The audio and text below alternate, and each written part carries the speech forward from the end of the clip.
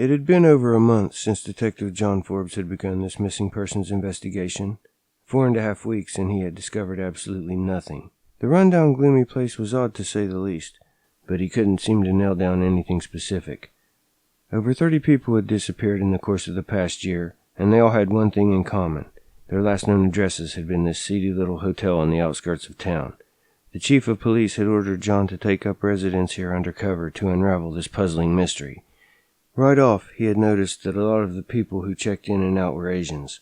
The hotel owners themselves were an elderly couple from Japan, and John found them quite peculiar and not much for conversation. There were a lot of people coming and going on a day-to-day basis, but the one who interested him the most was the young woman in the room across from his. She was a bewitchingly beautiful Japanese girl, with smooth, creamy skin, dark, mysterious eyes, and a strangely introverted manner.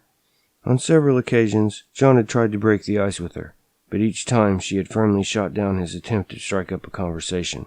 The thing that aroused his curiosity the most about her was the fact that she would stay in her room for days on end without ever leaving, and as far as he knew, no food was ever sent up to her. The few visitors that she had were usually Japanese like herself, but on several occasions there had been other guests. It began to occur to him that more people entered her room than left it. Perhaps there was another exit from her room, and perhaps there was not. Either way, he was determined to get to the bottom of it. He couldn't help but suspect that she was somehow connected to the dastardly mystery, despite the fact that he kept telling himself that he was overreacting. Patiently, he awaited the right opportunity, and after watching her leave the hotel just before dusk one evening, he picked the lock and let himself into her room. To his amazement, her room was entirely bare except for a bed and a female wardrobe hanging in the closet. It struck him odd when he noticed that the walls were covered with some kind of soundproofing, and, to one of those walls, a set of shackles had been bolted.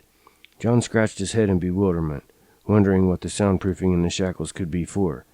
His thoughts were interrupted by the sound of the door handle being turned. His head whirled around, and his hand immediately reached for the gun in his holster.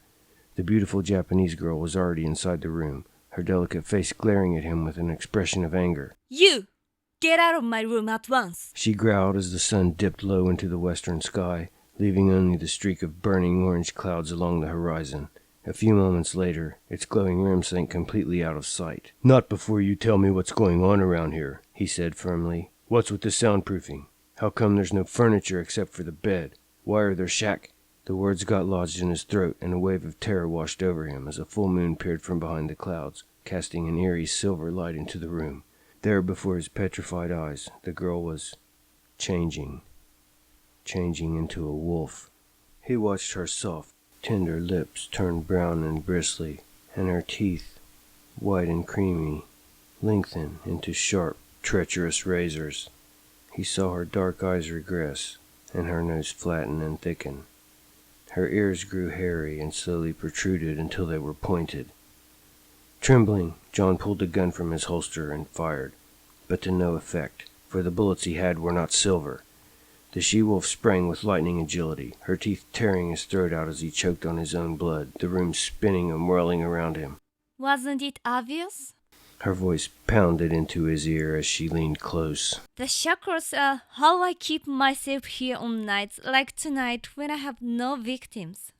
But you took care of that for me this time, didn't you, dear?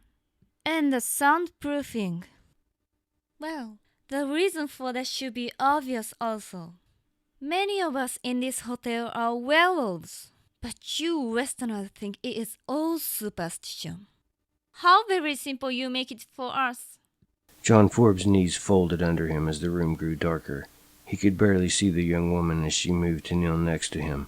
The police will never suspect the truth about what goes on in this hotel, John heard her say as he began to fade into unconsciousness. The closed-off section of sewer below the basement makes it too easy for us to hide the remains of our victims.